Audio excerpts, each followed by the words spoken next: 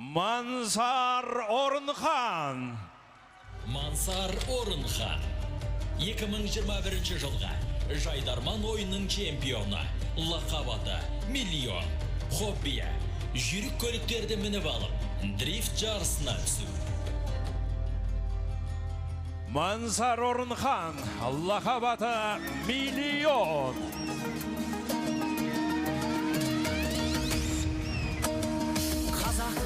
Туымағанда нетерем, бұл жалғаннан бақыт таппай өтерем. Мансардың қарсыласы Шерхан Пірназаров, Шераға. Хан Пірназар, театр және кино актері, теле жүргізуші, 40 қыздың арманы, жігіттердің сұлтаны. Өз-өзіне күн сайын есеп береді. Лақабаты Шераға, хоббия, жүзу, табиғат аясында серуендеу.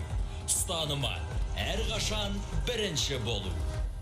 Шерхан Пірназаров, Шераға. Қазақпын, түрім қазақ, тіл қазақ. Мен қазақпын, мен айтатын жыр қазақ. Сүйеу болсын, тіреу болсын, мың қазақ. Сүрінгенде, бүлінгенде бір қазақ. Балуандарымыз дайын болса, ортаға келсеңіздер.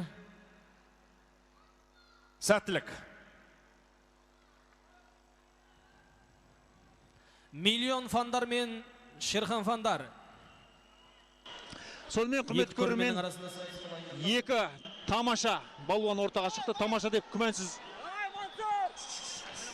Сонымен міне қазір Шерхан мен Мансардың бәсекесін көреміз. Жартылай финалдық белдесу жеңіске жеткені. Еркебұлан Дайыровпен кездеседі. Финалда Еркебұлан Дайыровпен кім мықтыны анықтайды.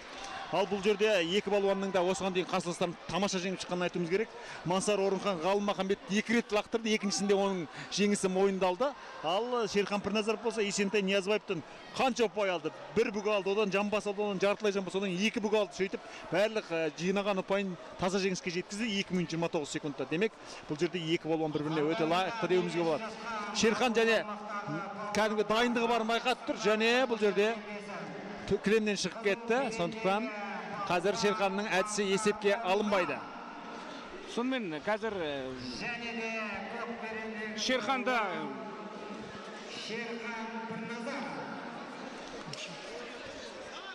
Шерханның қарсыласқа қарағанда бір салмағы аздау секілді. Жеңілдеу көрінеді, Ал бұл жерде Мансар.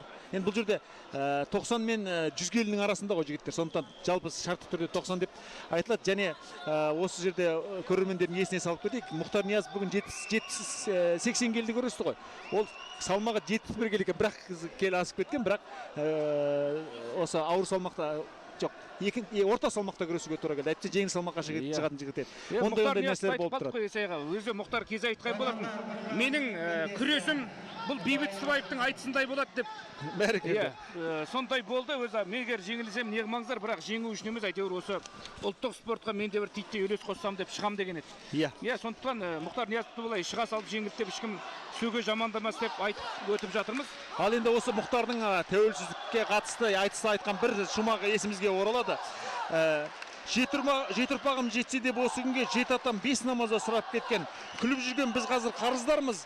Кешегі сол шалдарға жылап кеткен деген тамаша тіркес айтқан еді. Тамаша. Дәл осы тұста міне тәуелсіздіктің 30 жылдығы секілді ұлық мерекемізде осы бір әдемі бір шумақ жарасып кеткендей. Әрине. Ал қазір тағы да балуандарды ортаға шақырып отыр төреші. Соған қарағанда қазір сылбыр күрескен үшін ескерту берілуі өте мүмкін. Жоқ, Мансар қазір өзін-өзі келе алмай жүр ме қалай? Ал Шерхан болса қазір бапкеріне бір бас изеп алды, демек ойдағы және қарсыласын тіреп күресуге мүмкіндік бермеген үшін қазір қызыл беренді балуанға ескерту беріліп отыр. Ал Шерхан қараңыздар, кәдімгідей. Шерхан ширағырақ қимылдап жүр. Шерхан қазір екі балуанда қазір біраз күш жұмсайтыны белгілі финалға шығу үшін. Ал ол жақта Еркебұлан Дайыров күтіп отыр. Рас, өте қиын қарсылас шынында да. Шерхан Пірназар өзінің актерлық жолын осы Қызылорда облыстық қазақ музыкалық драма театрында бастаған екен. Нартай Бекежанов атындағы, одан кейін Мұхтар Әуезов атындағы академиялық драма театрда актер ретінде 2017 жылдан бері өнер көрсетіп келеді. Ендеше бұл азаматты жалпы жанкер бүгін балуан деп қана емес, жалпы үлкен өнер иесі деп те қабылдай алады. Қазір 3 минуттан артық уақыт өтті, сондықтан екі балуанға қазір шешімді қимыл керек. Мансардың білек күші қазір Шерханға жоқ. Әдісі бүгі пайы құрметті көрермен. Ендеше кімге бүгі пай берілді? Қазір бұл жерде нақты байқау қиын. Қазір көк белендегі ережеге сай команда өкілі наразылық білдіріп жатыр, сондықтан Бүгі пайы қызыл белбеулі балуанға берілген секілді, бірақ бұл жерде Шерханның бапкері Жангелді Хамитов қазір қасына шақырып алып, шәкіртіне қараңыздар, ақыл кеңес айтып жатыр. Айтып өтеріміз, осы Жангелді, міне көк костюмде тұрған бапкер, осы өнер барысында 6 балуанды бірдей дайындады. Бұл да өте жақсы көрсеткіш. және балуандары өмірі бас фавориттердің қатарында жүреді. Міндетті түрде. Еркебұлан Байраттың да бапкері осы Жангелді ғой.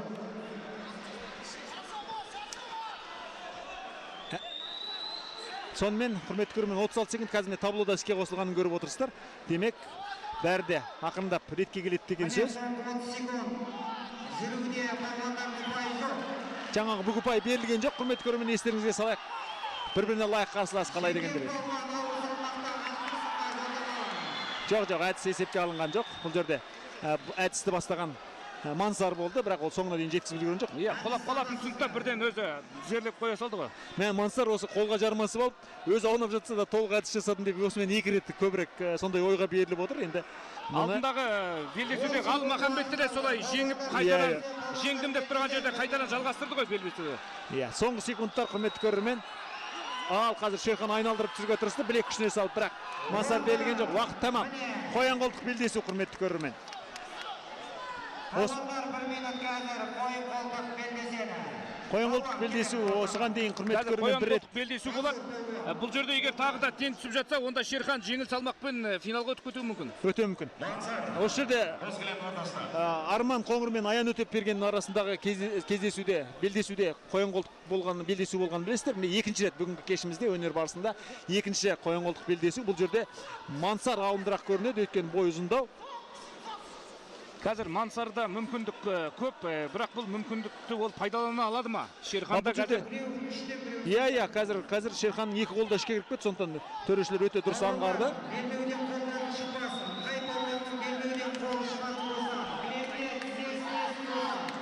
Тоқтаймыз. Қазір командамен істеу керек, 2 балуан асығып жатыр. Басталды. Ал міне 1 минут берілді. Жоқ. Бұл жерде